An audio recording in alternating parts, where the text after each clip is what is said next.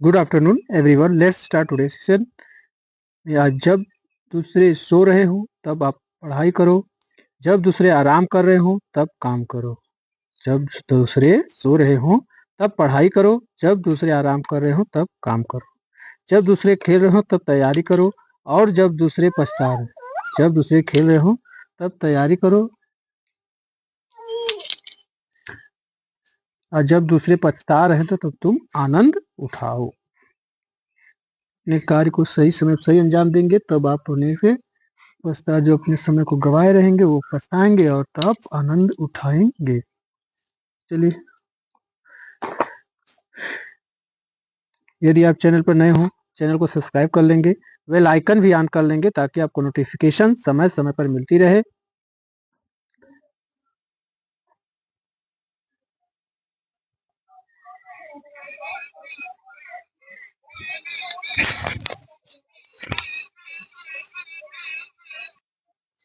इसके 2 पार्ट बना चुके हैं, एक तीसरा पार्ट हम लेके आए हैं।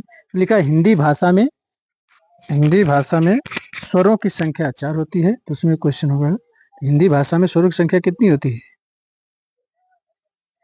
4 होती है।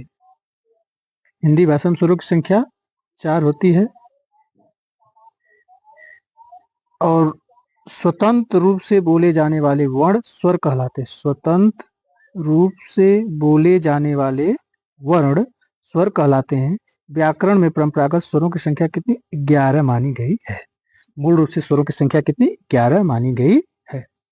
स्वरों के 2 भेद होते हैं। स्वरों के 2 भेद होते हैं, हर्ष स्वर, वे स्वर, जो मूल या हर्ष या एक मात्रिक कहलाते हैं, जिनकी उत्पत्ति दूसरे स्वरों से नहीं होती है।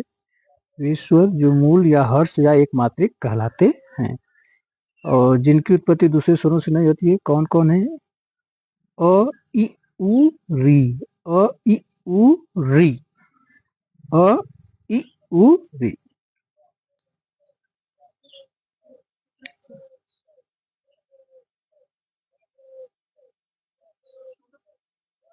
दीर्घ स्वर यानी हिंदी भाषा में हर स्वरों की संख्या 4 होती है। स्वतंत्र रूप से बोले जाने वाले वर्ण को स्वर कहते हैं, और व्याकरण परंपरागत रूप से स्वरों की संख्या 11 मानी गई है। स्वरों के 2 भेद होते हैं, हर्ष स्वर, दीर्घ स्वर। दो स्वर को ही होता है 3 स्वर, लेकिन 2 मूल रूप से स्वर है, संस्कृत में यूज किया जाता है। हर्ष स्वर वे स्वर मूल है या हर्ष स्वर या एक मात्रिक कहलाते हैं। मूल स्वर कहलाते हैं हर्ष स्वर या हर्ष स्वर कहलाते या एक मात्रिक स्वर कहलाते हैं। दीर्घ स्वर वह स्वर जिनको बोलने में हर्ष स्वरों से अधिक समय लगता है। वह स्वर जिनको बोलने में हर्ष स्वरों से अधिक समय लगता है, ये दीर्घ स्वर कहलाते हैं। आ, ई, उ, ए, ऐ, ओ, औ।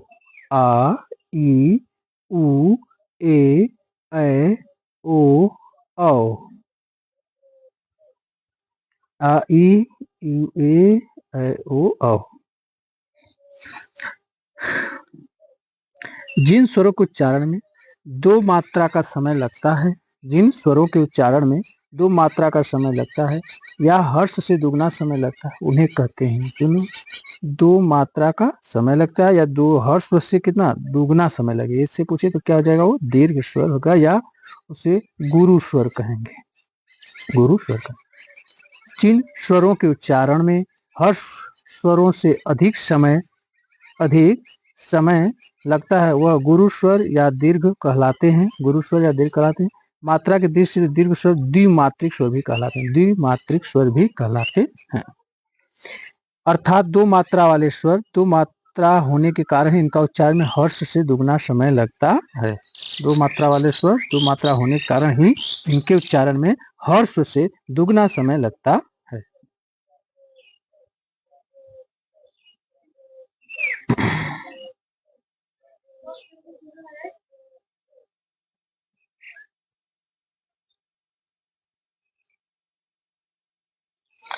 तो 2 मात्रा होने का ही इनके उच्चारण में हर्ष से दुगना समय लगता है। हर्ष से दुगना समय लगता है। और हर्ष मात्रा को लघु और दीर्घ मात्रा को गुरु कहते हैं। हर्ष मात्रा को लघु और दीर्घ मात्रा को गुरु कहते हैं। निम्न में से कौन सा दीर्घ स्वर है? निम्नलिखित में से कौन सा दीर्घ स्वर है? तो दीर्घ स्वर आ, उ, ए, ओ। तो दीर्घ स्वर में आ आएगा। क्योंकि ए ओ संयुक्त है, लघु स्वर है ऊ, और ए स्वर ए ओ जो है संयुक्त स्वर है। दिए गए विकल्पों में आ जो है दीर्घ स्वर है, क्योंकि मूल दीर्घ स्वर आ ई, जो मूल दीर्घ स्वर होते हैं वे स्वर आ ई उ होते हैं। उ जो है हर्ष स्वर है, ए जो है अ ई से मिलके बना हुआ है, तो ए संयुक्त स्वर होते हैं, वो अ ई से बना है तो संयुक्त ए, और ओ को है अ और उ से बना है संयुक्त स्वर ओ। निम्नलिखित में कौन सा संयुक्त स्वर नहीं है? निम्नलिखित में कौन सा संयुक्त स्वर नहीं है? संयुक्त स्वर में ए भी है, ए भी है, तो दीर्घ स्वर है, ओ भी है, अ और उ से बनता है। तो निम्नलिखित कौन सा संयुक्त स्वर नहीं है? तो ओ। तो निम्न से कौन सा दीर्घ स्वर है? आ। निम्न दिए गए विकल्प में आ दीर्घ स्वर है, क्योंकि मूल दीर्घ स्वर में आ ई उ होते हैं। छोटा उ को हर्ष स्वर या लघु स्वर कहते हैं। ए जो है अ और ई से बना है, इसे संयुक्त स्वर कहते हैं, और ओ जो है अ और उ से बना है।